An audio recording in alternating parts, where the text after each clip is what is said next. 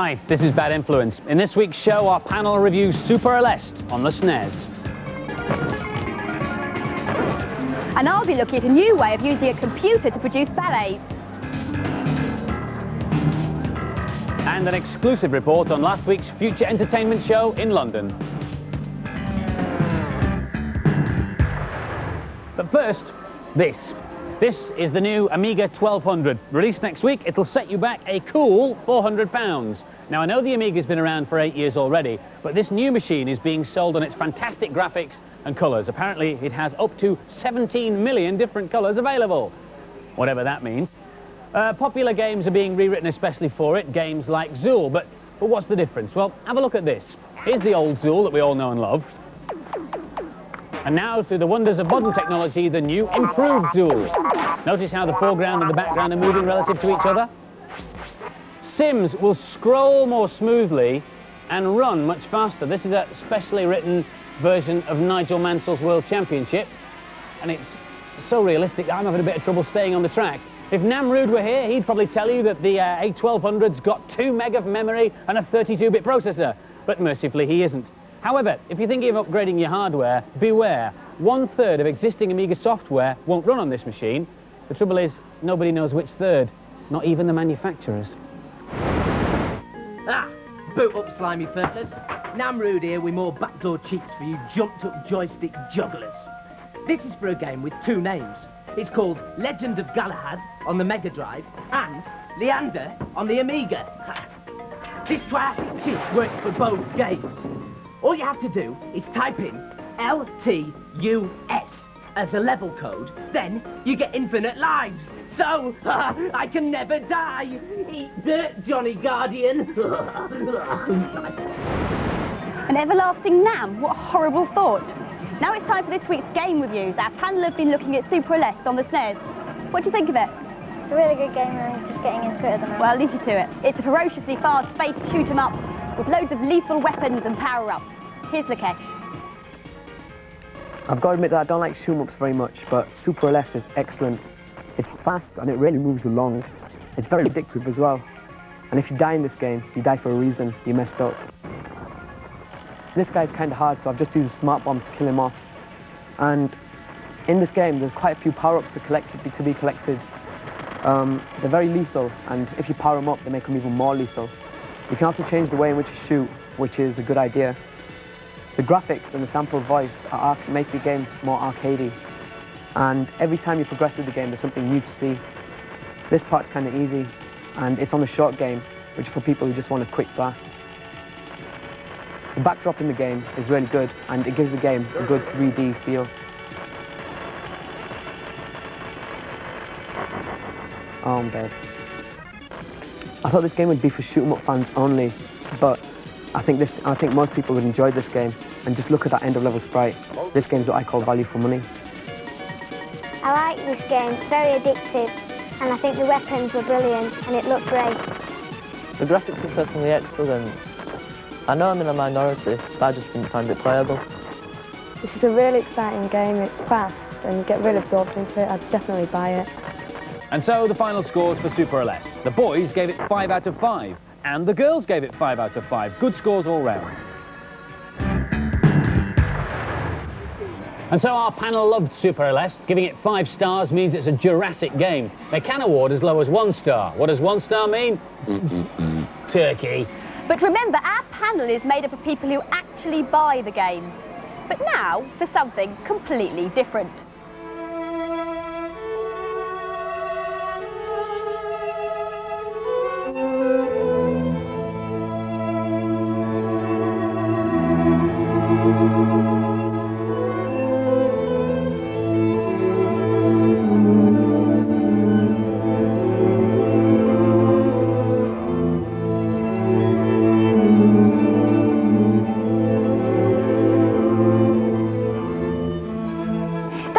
Unusual because it was written using a new computer system called Lifeforms. It was written by choreographer Mark Baldwin, who also performed it with Christine Tanner. How does it work, Mark?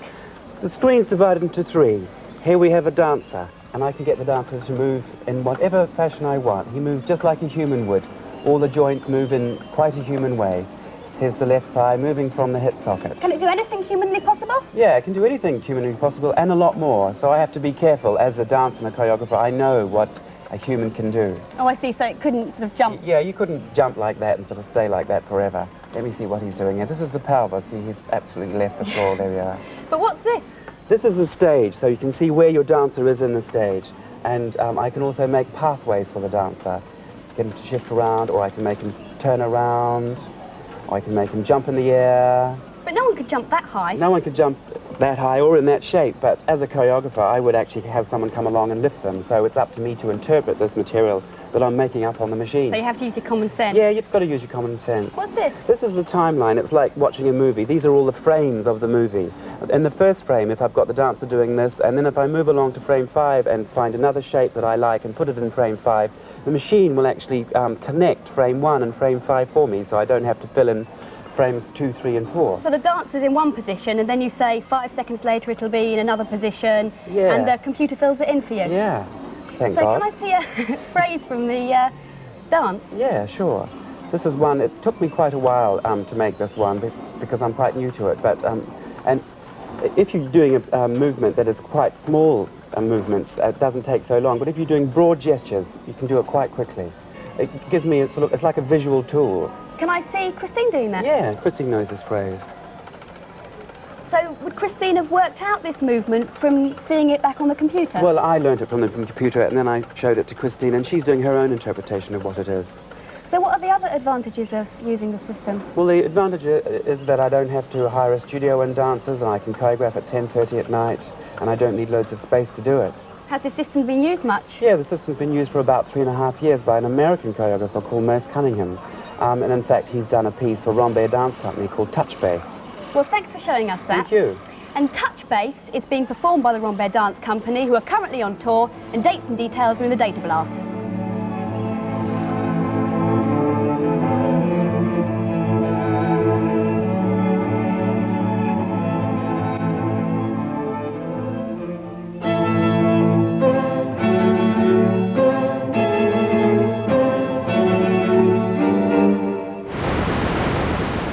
What a load of scrotty rubbish. I learnt to dance from the software called Street Fighter 2. Anyway, this is a cheat for Battletoads on the NES. When the title screen appears, hold down A, B and down, then press start. This is a totally awesome cheat. Because when you start the game, you start with 5 toads instead of 3. What do you think about that then, Slimy? Good, isn't it? All of NAMM's hints, tips and cheats are available in our Datablast. To access it, you should know the drill by now, but I'll show you one more time. Video the credits at the end of the program, and then rewind them and play them back to yourself. But don't play them back at full speed. Use the pause and the frame advance, or the jog button, whatever it's called on your video, and you should be able to scroll through up to 50 different pages of information, completely free, gratis, and for nothing. Last week saw the biggest games event of the year, the Future Show at Earl's Court in London. You weren't there? Don't worry, I was, and I took a Bad Influence film crew with me. If computer games are where it's at for you, then this is definitely the place to be. There have been thousands of people here at Earl's Court over the past 4 days. In fact, at one stage on Saturday there were so many people here they had to close the doors, and that nearly caused a riot. So what's the big attraction? That is, see at the bottom.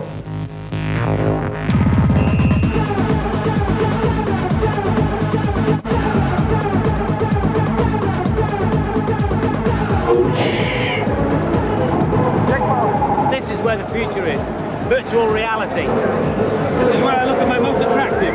If you want to take one of these home, it'll cost you £40,000. Yes! Sorry, I shot somebody. This is really weird. You can walk around and see in the world, and then when you put your hand in front of your face like that, you can see your own hand, and then you've got to shoot this dude in a white t-shirt. Because the weird thing is, you don't know what I'm talking about, do you? Because you can't see anything, but it's really good.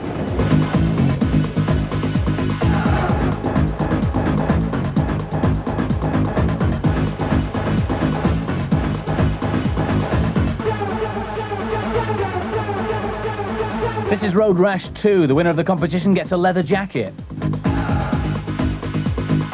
Sonic 2, the first chance for the public to play the game. What do you think of Sonic 2? I think it's wicked. Have you played Sonic 2? Yeah. You have? What did you think? It's brilliant. Give me 5, Sonic! And Tails as well, how do you do? Right. Bizarre, quite bizarre. For me, it was time to attend the big event. For the last few weeks, thousands of people all over Great Britain have been battling for the title National Computer Games Champion and the top prize of £10,000. We're now down to the last 2, and here they are. Alan Brett from Nottingham and Tony Eaton from Stafford. Gentlemen, can I ask you first, to get to the standard, how much blooming playing do you do? About 4 hours a day, sometimes more. 4 hours a day. What about yourself? Been recently doing about 5 hours a day. You play loads of games. What's your favourite? PGA Tour Golf on the Mega Drive. Alan? Street Fighter 2 on the Super NES. And if you were the champion and won £10,000, what would you do with the money? I'd put it in the bank and get the interest. Very wise. And yourself? Get a season ticket to the Wolves first and then a Mega CD. 3, 2, 1! And they're out. 5 minutes challenge. The lads have to play 3 rounds. The first game is Lemmings 2. This is the first time anybody's seen the game.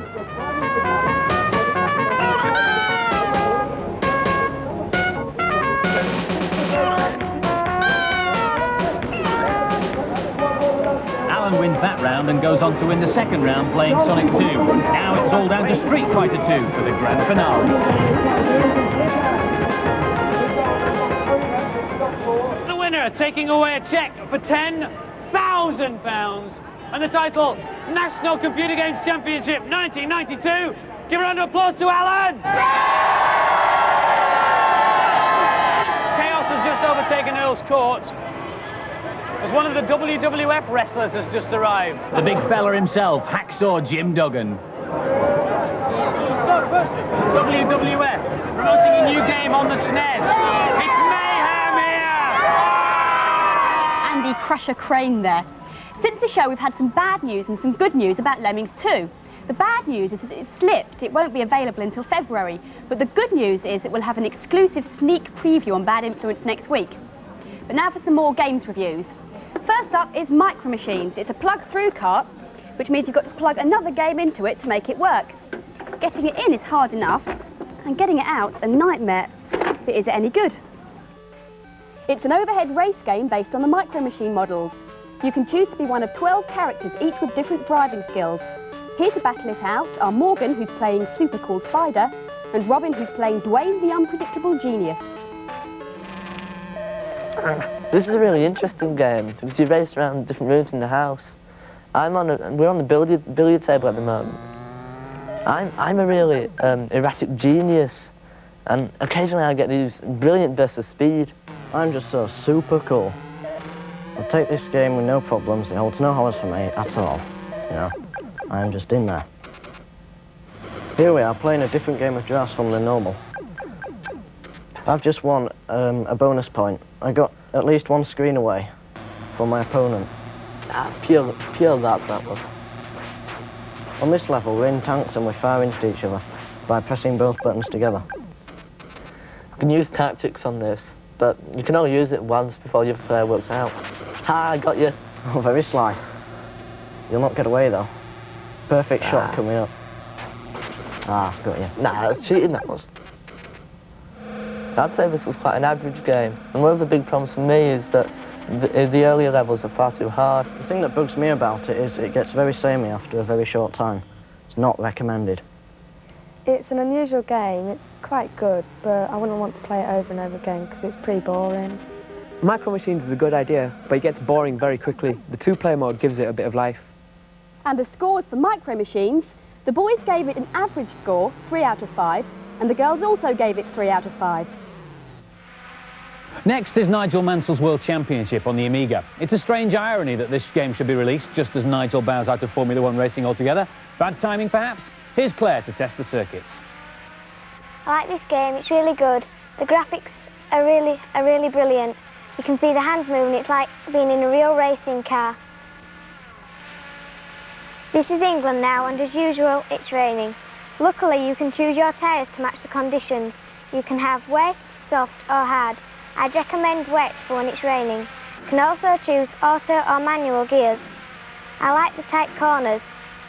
It's good that if you hit something, you still carry on. It slows your speed down though. The only thing I don't like about it is that it takes ages to load. If you haven't already bought a racing sim, this is a good one to get. I'd recommend this to my dad, and he's quite fussy about his games. Mansell's had a big build-up, but don't believe the hype. There's too many of these kind of games already out, and this is not the best of the bunch. Just don't waste your money on it. Racing sims aren't my favourite game, and in my opinion this one's pretty boring. It's just ordinary. There's not much to recommend, Nigel Mansell. The graphics are slow and jerky, there's very little trackside detail, and there's not enough room on the road to overtake. And the scores for Nigel Mansell's World Championship. The boys gave it a poor 2 out of 5, but the girls liked it. They gave it 4 out of 5.